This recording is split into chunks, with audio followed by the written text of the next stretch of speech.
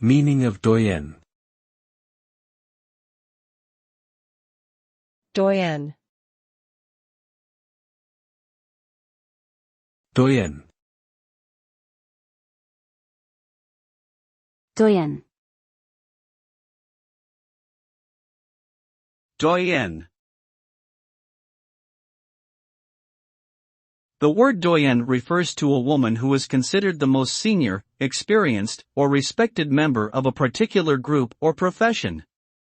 The term is often used in a formal or academic context, and it conveys a sense of authority, knowledge, and accomplishment.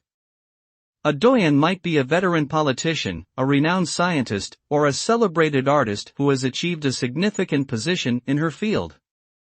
Her status as a doyenne signifies not only her individual achievements but also her influence and contribution to the wider community.